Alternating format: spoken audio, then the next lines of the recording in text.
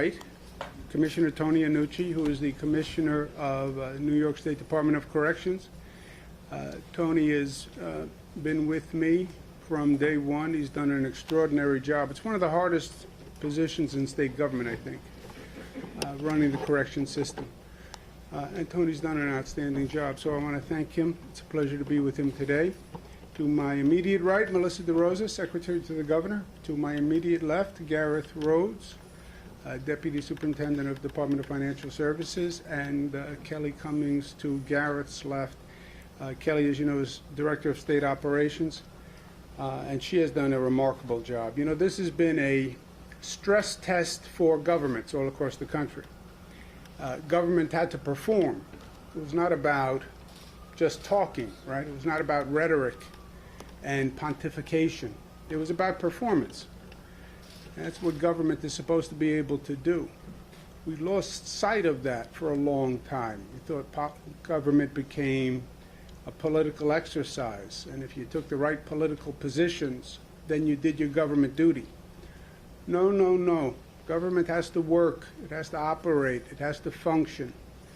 And we've seen under this COVID stress test what governments could actually perform and what governments couldn't perform. All those logistical things, setting up testing sites, coordinating labs, doing the contact tracing.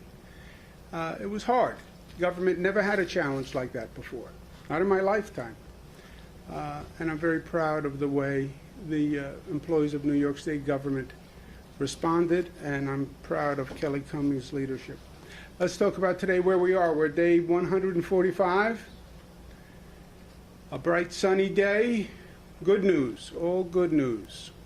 706 hospitalizations, lowest since March 18th. Number of deaths, 13. We don't like to lose anyone, obviously, and they're in our thoughts and prayers, but that is also good news relative to where we were. 3-day average of lives lost is down to 8. That is good news. Number of tests yesterday, 69,000 tests, 811 positive. That's a 1.1% positive rate. That is also good news.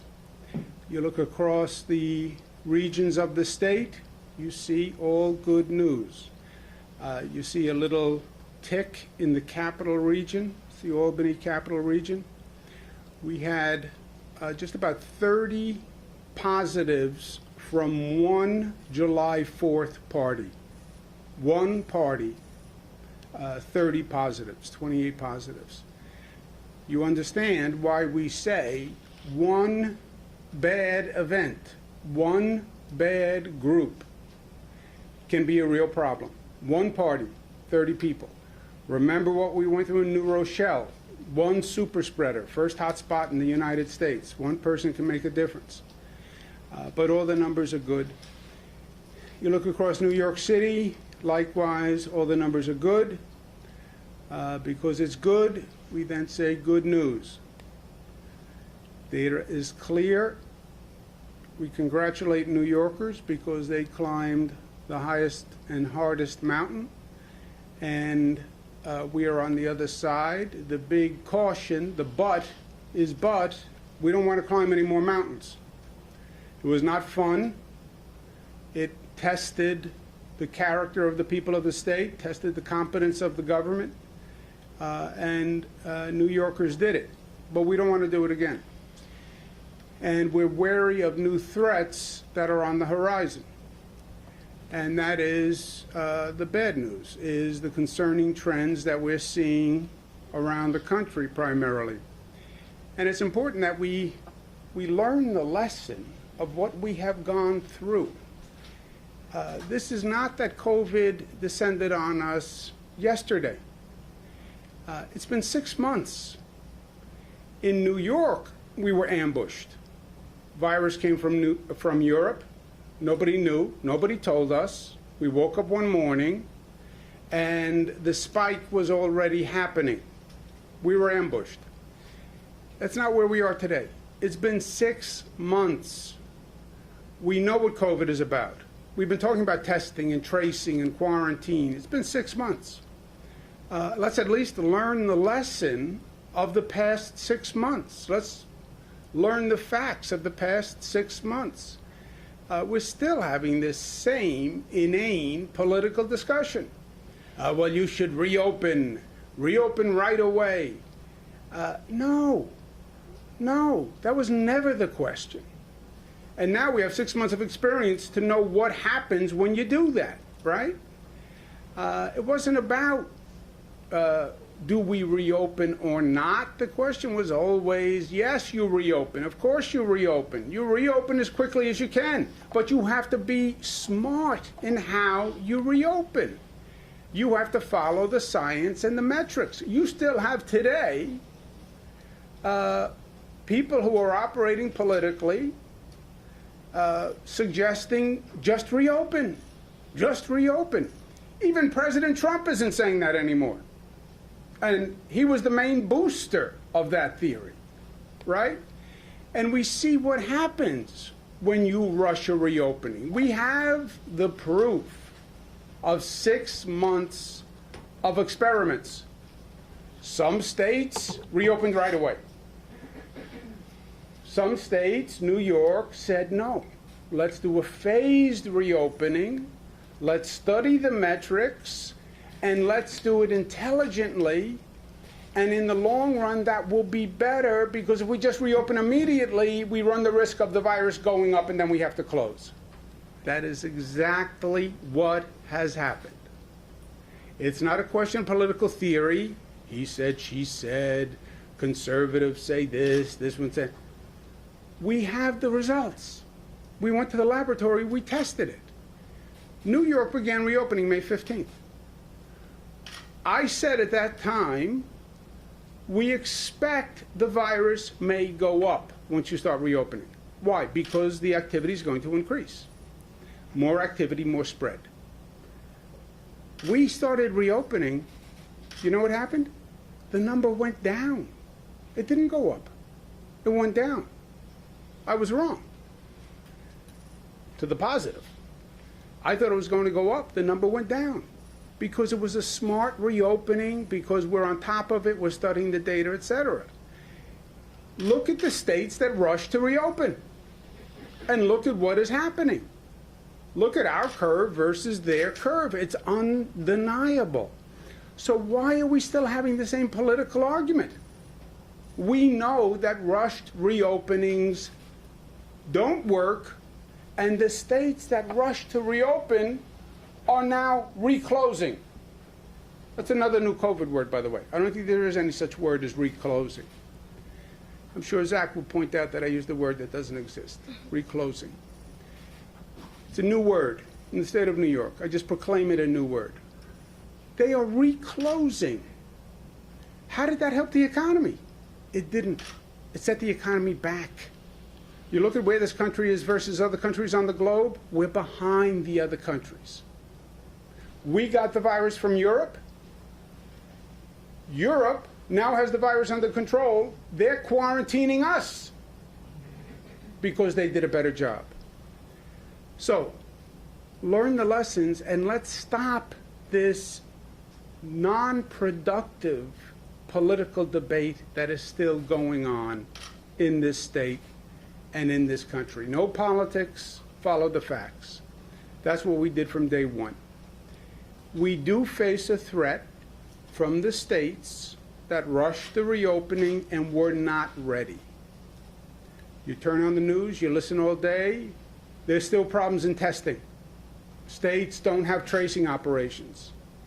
States have some counties opening, some counties closing, some counties have this plan, some counties have that plan. They rushed the reopening, they were not ready for the reopening, or they just were not competent enough to handle the reopening because it was rushed. And we're seeing that increase, it's undeniable, and it is a threat to New York. We now have 39 states with an increasing threat. We know that this virus travels. We know that. We know we are not an island in the state of New York. We know that we cannot hermetically seal the state of New York in our own little bubble. So when you see the virus going up in these other states, it poses a threat to New York. Our quarantine enforcement is serious, and I want people coming into this state to know that. States have never done border control before. We had to scramble. It was another COVID first. But we have police at airports. When you land, there is a police officer there. You have to fill out a form as to where you're going. It is illegal to leave the airport without filling out the form. And then we can follow up from the form. We have some people coming to New York saying, oh, I didn't know that there was a quarantine. I don't know how they did not know there was a quarantine. There is a quarantine, and we are serious about it. At the same time, we stand ready to help our fellow Americans and the other states. I have said very clearly, anyone who needs help, anytime, anywhere, we will be there. Why? Because, first of all, it's the right thing to do. I sat here and I said to the people across this country who watch the briefings, we need help. I said, please help us. New York was in the midst of the crisis. I asked for doctors and nurses from across the country to come help us in our emergency rooms. 30,000 people volunteered. I mean, how awesome is that? Think about that, 30,000 nurses and doctors who knew the threat. You're a nurse, you're a doctor, you know the threat about working in an emergency room, right? It's not like you're going in blindly. 30,000 people volunteered. I mean, how beautiful, how generous, how courageous. I'll fly to New York and I'll go into your emergency rooms. I said at that time, we will never forget what people are doing for us. And I said at that time, we will repay your gratitude.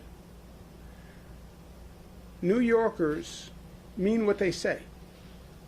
And New Yorkers are an honorable people.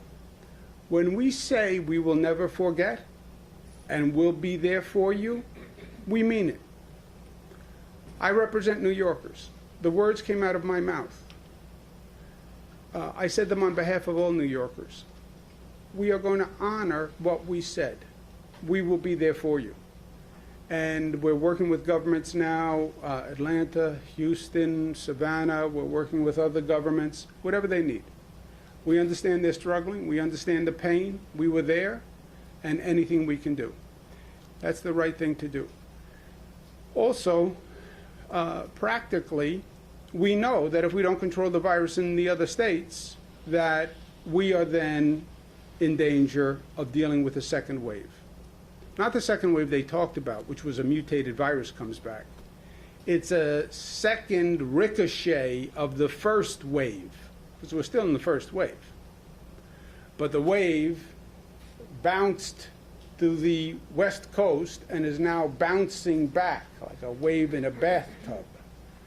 And that's our quarantine, etc. So we understand that we have a self-interest in all of this. And the expression I like to use, a virus anywhere, is a virus everywhere. That's what we should have understood. That's what we should have understood when we first saw the virus in China. It wasn't China. It was a matter of days before it was here. And by the way, it was a matter of days before it was here.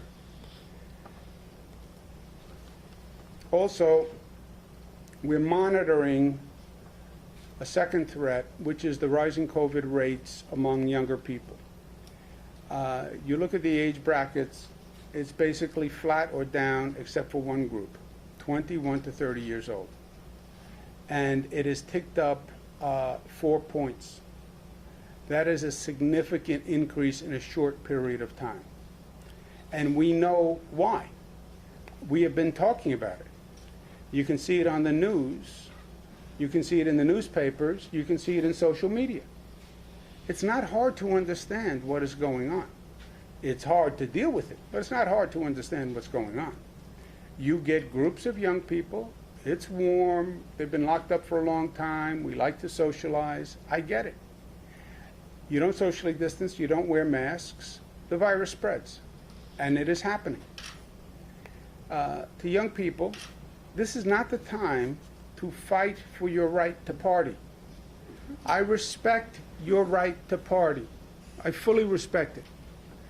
I would enshrine it in the state law if you want to know. You have the right to party. But let's be smart about it, right? There is an attitude that young people are immune. You are not. 21 to 30, the virus can kill you. And if it doesn't kill you, you can bring it home and give it to someone inadvertently, and it can kill them. So they are laboring under false pretenses. And I've had dozens and dozens of conversations, and I've heard the most inane responses. They just don't know the facts. They are dealing with assumptions that are just not true. So first, the local governments have to step up and do the enforcement job. I understand it's not politically popular. I understand it's hard. Some parts of the state, we have health personnel, local health personnel who have gone in, who have been accosted. I understand that. But you have to enforce the law. Just because people don't like the law that you're enforcing doesn't mean you don't enforce the law. Send them with a local policeman. If you need help, we'll get you help with the state police. But we have to enforce the law, and the local governments have to do it. New York City, NYPD has to enforce the law. Not just the sheriff's office. When New York City wants to enforce the law, you know who enforces it? The NYPD. Enforce the law. State Liquor Authority and the state police are going to step up their efforts dramatically, but they can't do it without the local police. I've said that from day one. Also, we need to get the facts to the young people who are participating, and they need the facts. And we're going to start a video ad campaign that is targeted to young people to communicate some of the facts and the misimpressions that they have. Can you run the ad, please? I work out every day. COVID won't kill me. I'm 24. COVID won't kill me. I have antibodies. COVID won't kill me. It's been a long week. COVID won't kill me. I'm 25. COVID won't kill I'm me. partying outside. COVID won't kill I don't me. need to wear a mask around my friends. COVID won't kill I'm me. 23. COVID won't kill me. If I haven't gotten it yet, COVID won't kill me. I'm young. COVID won't kill me.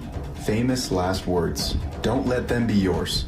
Be New York tough and smart. Socially distance. Wear a mask. Mask up, America.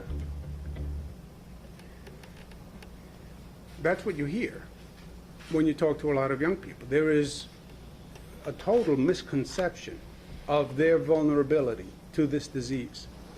And we hope that makes a difference.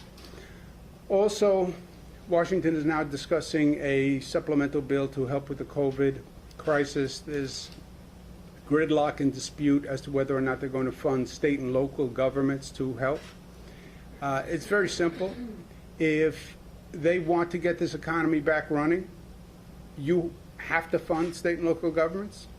There is no economic model or research that says the economy is going to bounce back without funding state and local governments. The economic research says the exact opposite. Listen to Chairman Powell. Even the Wall Street Journal says the data shows if you don't fund state and local governments and they have to do dramatic cuts, that's going to hurt the economy. These Republican senators who say, well, they don't want to make the taxpayer pay to bail out blue states, Democratic states. Initially, Democratic states are the states that had the most COVID cases. Not true anymore. You now have Republican states that are suffering worse than Democratic states, right? And this hyper-political Washington attitude, why should a Republican Senate give funds to Democratic states? It's not even true. It is the epitome of hypocrisy. These Republican states have been taking money from the Democratic states for years. For years. You look at who gives and who takes, if you want to get to that basis. New York gives $29 billion. New Jersey gives $18 billion. Massachusetts, Connecticut, California, they all pay more into the federal till than they take out. You know who takes out? The Republican senators who are making this argument. Virginia takes out $82 billion. Maryland takes out $42 billion. Senator McConnell, Senator Rand, we want to save taxpayers' money. You know how you save taxpayers' money? Don't take so much money out of the till. You take out $37 billion more than you put in. You want to help taxpayers? Put some of the money back that you have been taking for years. That's how you help taxpayers. Question of federal troops in New York City. The president has sent troops to Portland, Oregon. The president just sent troops to Chicago, Illinois. The president is talking about sending troops to other cities. The president suggested he would send troops to New York City, troops, federal agents, etc. I spoke to the president about it. I don't believe there's any justification to send federal troops or federal agents to New York City, and I told him that. There is no federal property that is endangered that could justify the federal government having to send agents. The constitutional law is clear on this. The nation does not have a federal police force to deploy in their discretion. Policing is left up to the states. The president and I had a good conversation. He said he would not be sending troops into New York City. He did not say period ad infinitum, but he said that we would talk before he did anything. And New York was not included yesterday in the announcement that he was sending troops into Chicago. If the president were to do that, of course we would sue. I believe it's blatantly unconstitutional. But a lawsuit in this case would also not be highly effective as a short-term measure. There are numerous lawsuits. Portland, Oregon has sued the federal government. Mayors have sued the federal government. The lawsuits take time. And for that lawsuit to work its way through the courts, you'd be talking about a significant amount of time. I think if they sent in federal agents, I think it would be inflammatory. I think it would be pouring gasoline on a fire. And that's the last thing we need in New York City. So the president said he heard me. He said he wouldn't do it. He said that we would talk if anything changed. And it was a good conversation, and I'm going to hold the president to his word, and I have no reason to believe anything other than that. And the president said if there was a change, we would have a conversation first. But I'll stay on top of this and monitor it, and we'll see where we go from here. But so far, the president has not said anything different than we had on the conversation. In the meantime, New York City must focus on quality of life and essential services. The rationale used in Chicago was crime. We have had crime increase in New York City. We have to get on that. The homelessness, the graffiti. So we have work to do here in New York. Long term, for New York City, we will need a significant effort to restart the economy. And I've said that from day one. Reimagine the economy, rebuild the economy. You have a lot of people who left New York City when COVID was at its height.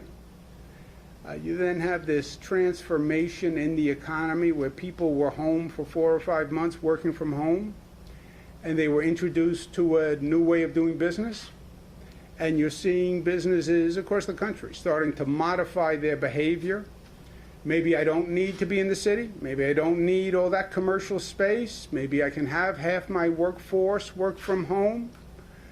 Maybe I can stay in my summer house and work from my summer house and not pay the New York City income tax. So this is a very delicate moment that we're in. You put on top of that the crime increase, put on top of that the scenes of looting that we've seen, put on top of that issues with the homeless, issues with graffiti. It's a bad combination that we're going to have to address. Now, one thing at a time, we have to get through the current crisis, which is dealing with COVID. And we have to make sure there's no second wave, et cetera. But we're going to have work to do to restart and rejuvenate the economy. There's no two ways about that. One of the best things we've done is the amount of testing that we have done. You look at these other states that are still having trouble on testing. They're having long turnarounds on testing. Testing is your eyes and ears in this situation. Everything is anecdotal without testing. You have the number of hospitalizations, but that is a lagging indicator, and it's too late when the hospitalizations are going up. The testing was the only facts to tell you where you were today. And you need facts, you need guideposts to plan your strategy. We test more than any state. We test more than most countries. We've also tested, we do so much testing that we can refine the testing and we can test subgroups. We tested our subgroups of essential workers, because I was always worried we made essential workers continue working. Did we put them in harm's way? The essential workers were below the level of the overall community. New York City, the overall community is 19.9. Fire department was 17, transit workers 14, healthcare workers 12, NYPD 10. Why is the fire department high? It's fire department and EMT workers. So the EMT workers are really on the spot, right? They're the ones who are showing up. Look at the healthcare workers, 12%. How can the healthcare workers be at 12% when overall in New York City it was 19? How can people working in an emergency room have a lower infection rate? They're dealing with positive people all day long. How can that be? Because these work. These work. That's why, and that's why New York State was the first state in the United States to have a mask order. But we've done more and more testing, and we did testing in DOC's facility, Department of Correction facilities, okay? I've talked enough. Press test. You're the press. This is the test. We tested incarcerated individuals over 55 and over. How many individuals are there in the state prison system who are 55 and over? See, you like to ask questions, but you're not so good on the answering questions. Any guess? Come on. So, how many? 10,000. 10,000. 3,900, 55 and over. Why 55 and over? Because COVID affects older people more. What was the percent positive? How many people? Percentage is hard. How many people of the 3,900 tested positive? 3. How many? 3%. 3%? Any other bids, offers? I'd go lower. How many people? What's your number? I'd go lower than 3. I'd say 2 or 1. 2 or 1? 1. 77 positives out of 3,900 people tested, which is 1.9. So I just want to applaud Commissioner Annucci, and I want to applaud Kelly Cummings. This is a congregate population, 55 and older. They were all asymptomatic, by the way, because symptomatic people had been tested. These were asymptomatic people. the entire population. So that was a job really well done. Because again, these congregate facilities are where we've seen a lot of trouble. So very good, because we are New York tough, smart, united, disciplined, and loving. Questions? Governor, regarding the situation, you said that you seem to speak to the president, successfully kind of held him off for doing something drastic, like bringing in federal troops or agents to assist with law enforcement, but then you said it is first on the state's part to act, or purview to act in a situation. Are we at a tipping point yet? I mean, do you feel as though we're at a point where crime and graffiti and homelessness are at a crisis point and something needs to be done to kind of course correct the way the city is handling it? I don't believe it is an emergency that would justify a state emergency declaration or a federal emergency declaration. You know, for the federal government to come in, there's only two possible rationales. I don't believe either are legal, by the way. One is fear of damage to federal property. That was the early conversation in Portland, Oregon. There were federal statues and they were being destroyed. Destruction of federal property or a public safety emergency that is endangering lives and is not being adequately addressed by the local government, city, state. I don't believe those situations exist. I don't believe they exist for the federal government. I don't believe they exist for the state. That would be for the state to declare an emergency and come in basically in a takeover capacity. I did say during the nights of looting, it was a very serious situation. And had that not stopped, and had the city not deployed more NYPD officers, and if that looting had continued, that I believe was an emergency situation. So I don't believe we have an emergency crisis for state takeover. Do I believe graffiti is a growing problem, homelessness is a growing problem, crime is a growing problem? Yes, yes. I've said it. We've been talking to city officials, elected officials, city government about it. I've said it publicly multiple times. But yes, it is a significant and a growing problem, but not one that justifies a state takeover or a federal intervention, right? There's a spectrum and there's degrees. Yes, we have a problem. Not a problem that requires federal intervention or state takeover. But Governor, here's the question. Governor, are you saying that the That's crime... the motion that, I'm not going Are you saying anywhere. that the crime, that the homelessness and the graffiti are keeping people who may have left for their summer homes or Connecticut or other states, preventing them from coming back into the city and helping the city have an economic resurgence or rebirth? Moshe, I'm not saying we know cause and effect now. We know the elements that are in the environment, right? The elements in the environment are people left because of COVID, because at one time we were the COVID hotspot. People left the city. We know people leaving the city for their homes in the Hamptons or Hudson Valley, young people going back to wherever they grew up, Chicago, etc. We have to get them back. We know complicating that is going to be this economic transformation that is happening, where people are now working from home and they're reevaluating their basic business modality. They're doing that all across the country. Maybe I don't have to go back. Maybe I can keep half my workforce home. That's happening everywhere. We know you also have, happening at the same time, an increase in crime. You had the incidents of looting. You know, for people who are in this city now, they will say the homeless problem is worse. The graffiti problem is worse. So you have all these elements happening at the same time. And it is not a good combination of elements.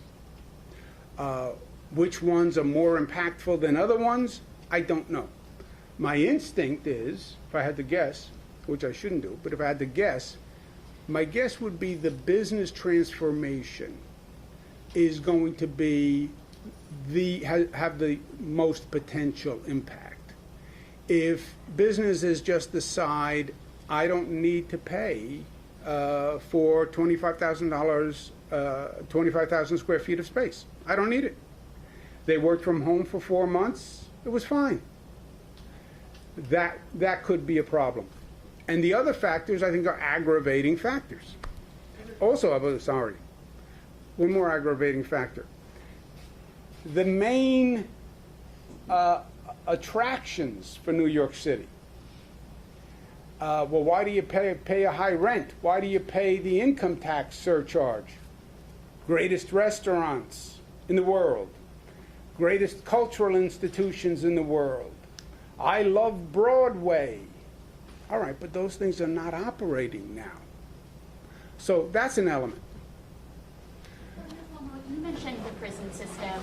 You failed to mention that the state's only tested 10% of inmates across the board, and among all inmates, not just 55 and above, the infection rate, I believe, was about 10%, as opposed 10 to 15%, as opposed to that's according to the data on your website on July 10th. So I'm curious if there's any plans to increase testing among inmates, and if that's something that is ongoing, and if you'll release any further information. The most recent data is from July 10th on that. Yeah, let's just make sure we're talking apples and apples. The earlier test we did was an antibody test. The antibody test says, did you have the COVID virus in the past? That was that 10%? Does anybody remember? Well, whatever it was about 10%. This test is what's called the diagnostic test, snapshot.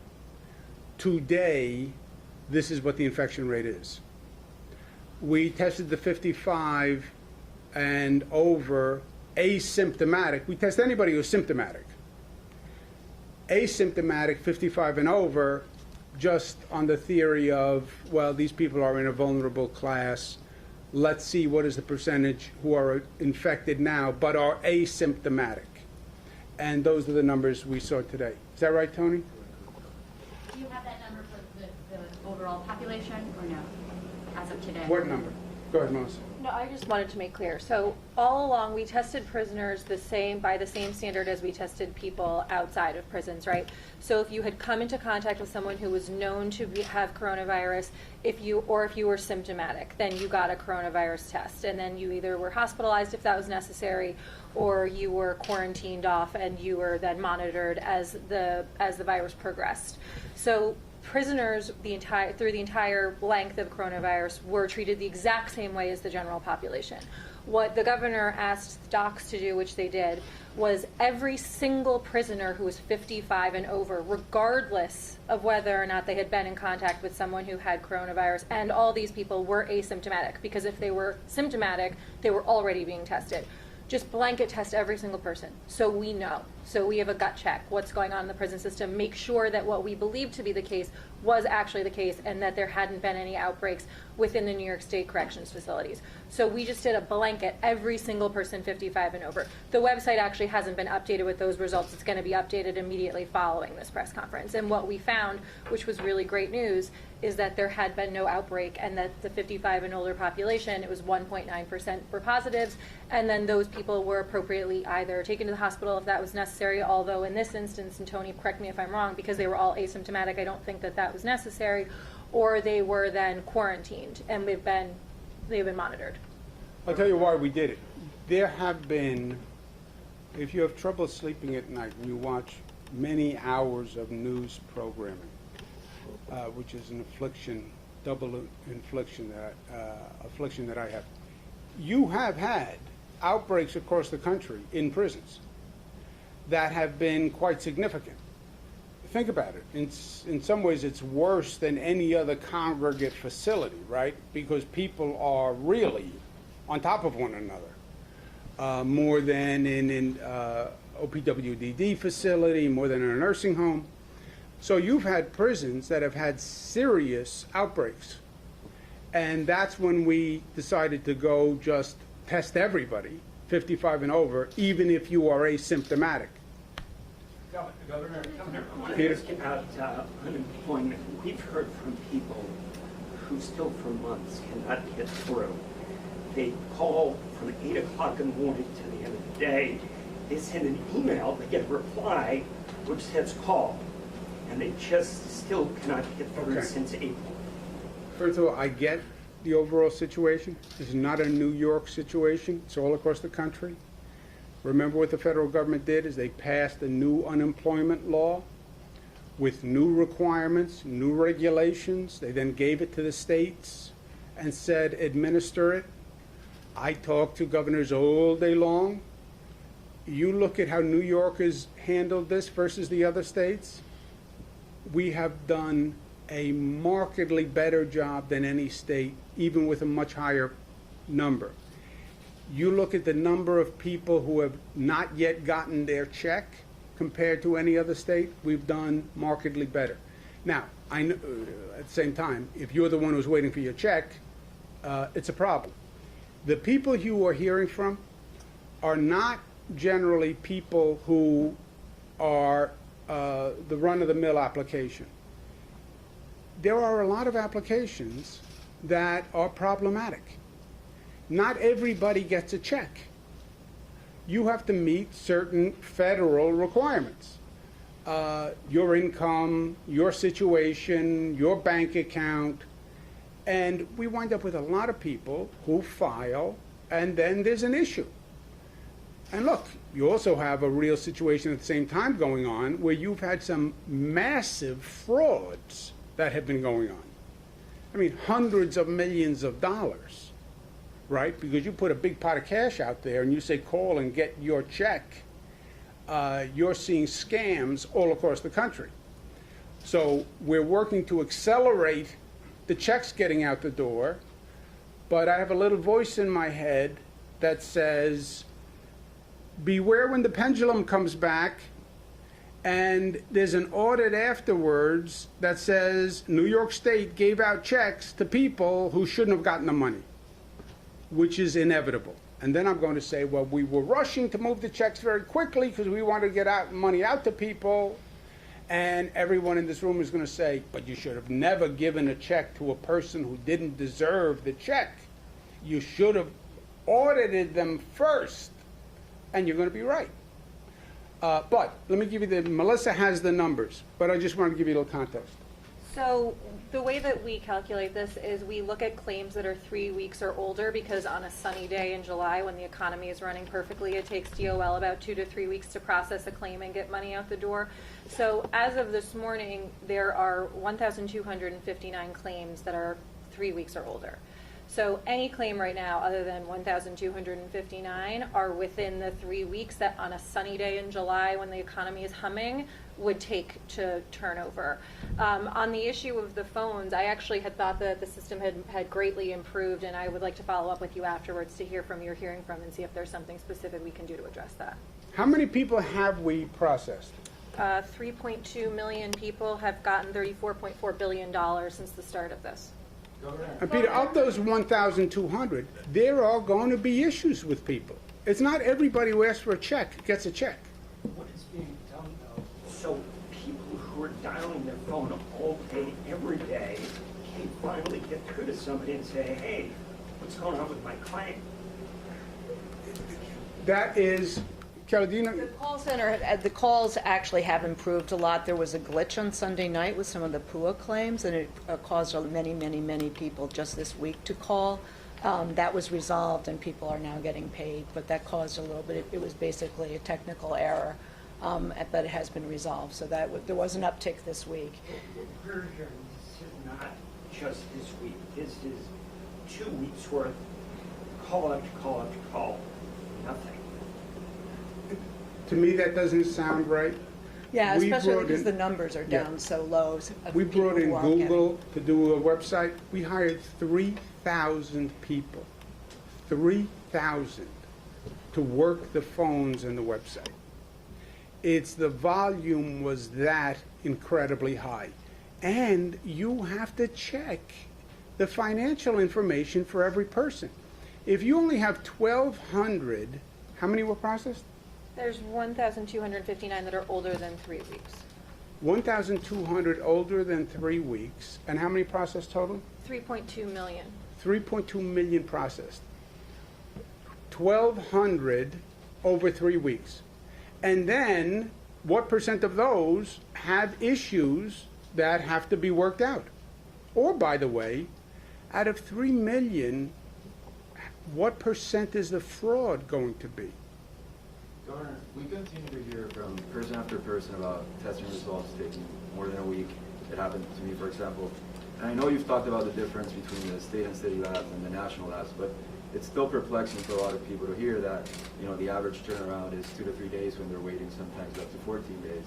I'm wondering if you could elaborate on the discrepancy. Have you seen the average time gotten worse in the past few weeks since we last talked about that? And if there's anything else the state can do to speed up test results?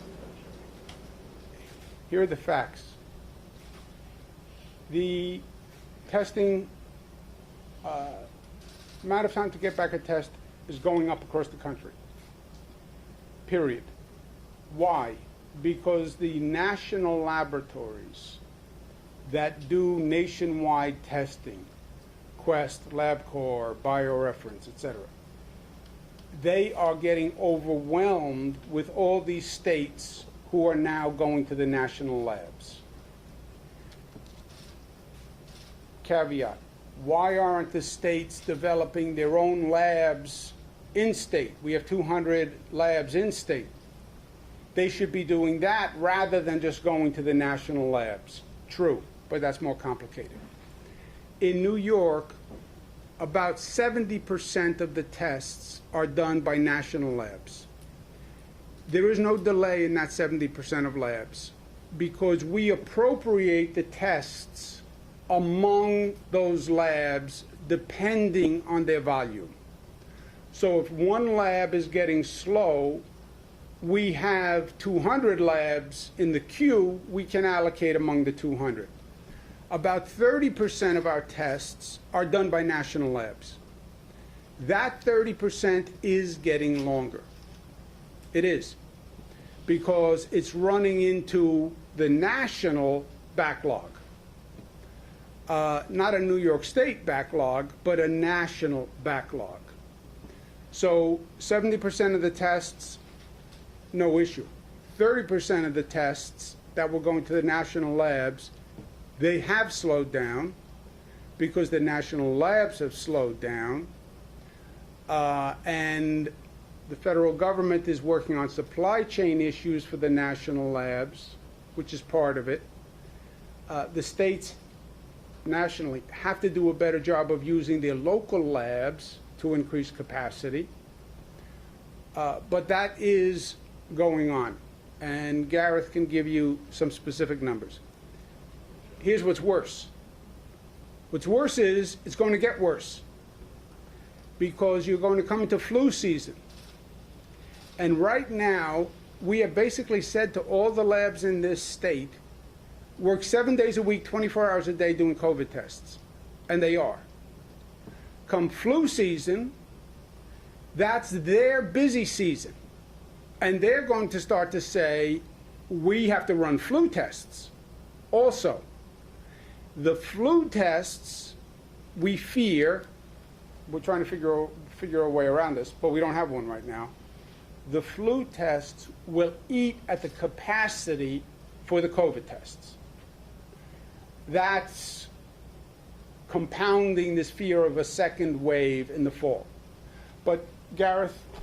If you look at how testing works in New York, we have about now over 800 testing sites. These are not labs, these are testing sites where if you want to get tested for COVID, you'd go there, sign up for an appointment, they would swab your nose, and then each of those sites has to then pick a lab where they would send that specimen.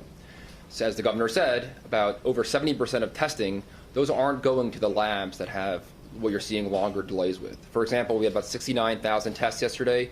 More than 50,000 of those did not go to the labs that are seeing long delays.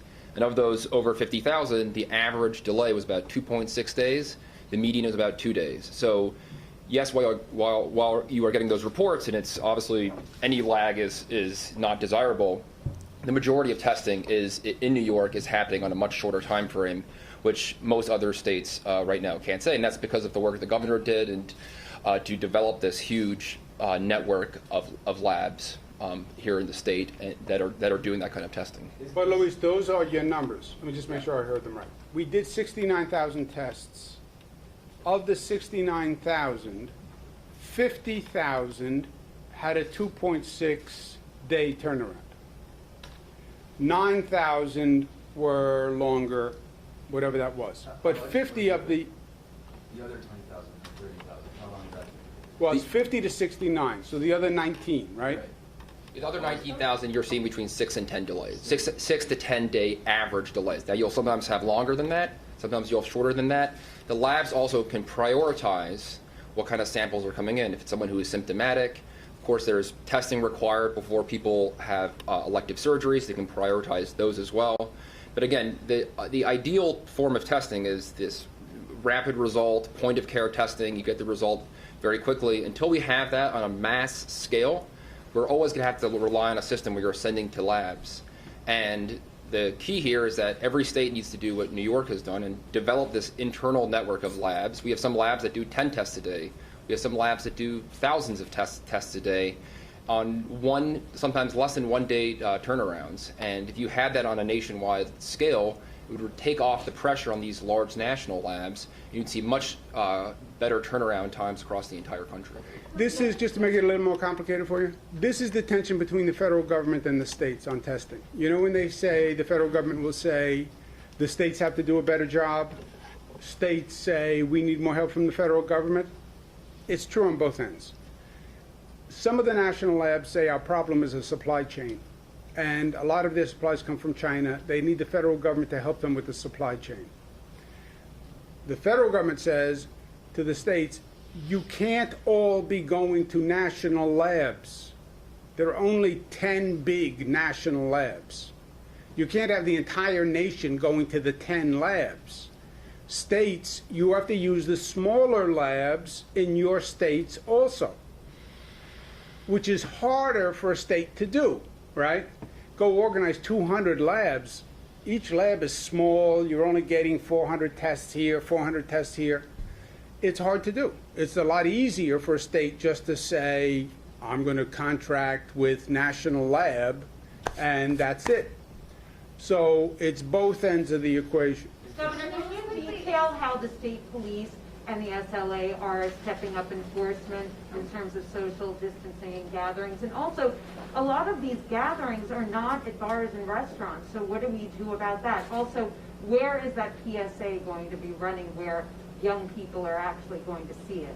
We're going to run it in New York State. We're going to make it available to the Ad Council, which runs the ad nationwide. But I mean, like in terms of social media, I mean, you know, Oh, you asking me kids, like where they can, what stations that yeah, I mean, what TV social young people? Well, I know because I watch that. Media? That's what I watch. I watch the young people because I'm like a 21 to 30 in terms of orientation. Do you know? Because we are targeting it at 20 and 30 years old, as I'm sure you can imagine, we're going to be doing a big social media push. So Facebook, Twitter, Instagram, and a lot of the news sites that we know are heavily trafficked by the 20 and 30-year-olds. I relate to the 20, 30-year-olds. I do. I'm like, culturally, I'm there. Also, how is the SLA and state police stepping up the enforcement? SLA, this is not especially the ones, I know SLA can't be involved in the ones that are not at bars and restaurants, which has also been a problem. Yeah, the main problem, yes, you're right, there's a lot of elements to the problem. House parties, right? July 4th party in Albany, 30 positives. The main problem are bars, restaurants, because 21 to 30, you don't just have a gathering on a street corner and do bird watching. Alcohol is often involved. The alcohol has to come from a bar or a restaurant. That's why the overwhelming majority are in connection with a bar or a restaurant. Not to belabor this, in New York State, we have one license for a bar and a restaurant. We don't have a separate bar license and a restaurant license. Most other states have two licenses. One for a bar, one for a restaurant. when they opened outdoor dining, they opened just the restaurant licenses. None of them, very few, opened bars, okay? The president now says young people don't go into bars, right? Most states did not open bars. Since we only have one license, we reopened bars and restaurants. But it was for outdoor dining. It was not for outdoor drinking. Bars that are now serving outdoor drinking, that was never legal. There was no bar license that allowed you to have a block party in front of the bar. That was never allowed. And this question of food with the alcohol. Any bar, by our current law, existing law, let's call it that, any bar had to have food available. There is no bar that only serves alcohol. To be a bar, you had to have food available. Soups, sandwiches, etc. More than just hors d'oeuvres, chicken wings. You had to have some substantive food. The lowest level of substantive food were sandwiches. Even to be a bar, you had to have food available. We opened outdoor dining. Dining is you go with your friends, you sit at a table, you stay at the table, and you only connect with those people at the table, and the other table is socially distanced.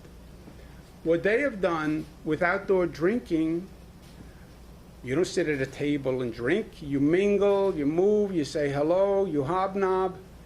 That was never what outdoor dining was. So the SLA and the state police will focus on the licensed entity by the state liquor authority, the bar or the restaurant holder.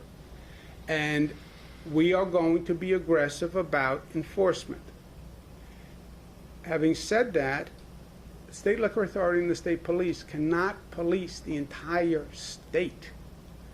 I don't know how many thousands of bars we have.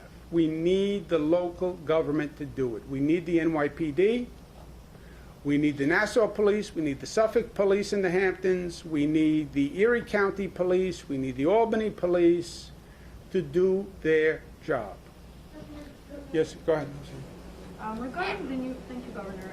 Regarding the new restrictions put out by your administration yesterday, mandating that bars and restaurants may only serve food, a person, for example, can buy a $1 hot dog and not eat it, or just, buy it just so they can hang around and drink. Are these rules actually effective? Well, there's a number of laws here. One of the laws is called the Open Container Law. You can't drink an alcoholic beverage on the sidewalk. Forget the SLA law. You can't drink an alcoholic beverage on the sidewalk. Zach violates it all the time. But it is illegal.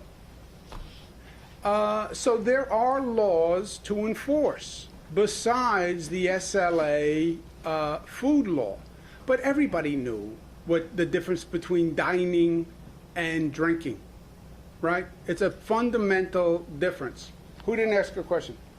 Governor, regarding the the upcoming elections, when do you plan on detailing what the states will do to ensure all absentee ballots are counted and safe?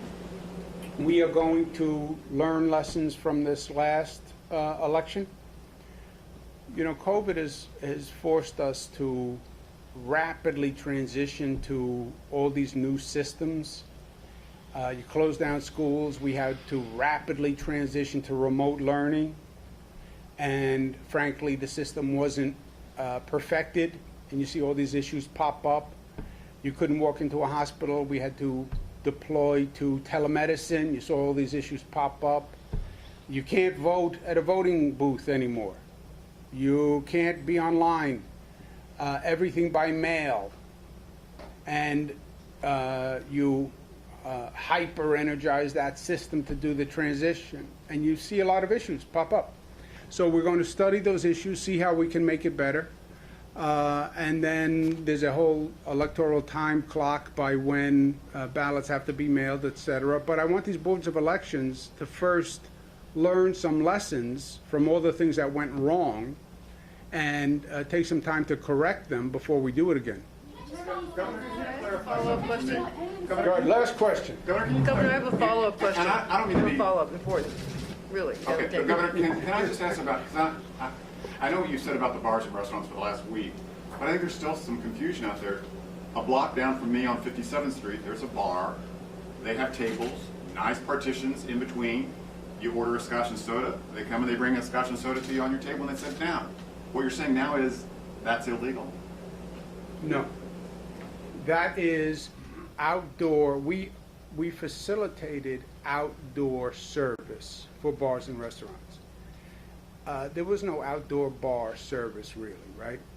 We expanded that greatly to deal with these issues of people want to socialize and the restaurants were dying. Any bar has by the current license, they must serve food.